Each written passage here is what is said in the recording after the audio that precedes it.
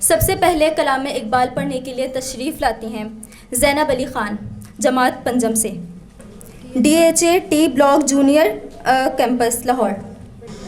लब पे आती है दुआ बन के तमन्ना मेरी, जिंदगी शम्मा की सूरत हो खुदाया मेरी, दूर दुनिया का मेरे दम से अंधेरा हो जाए, हर जगह मेरे चमकने से उजाला हो जाए।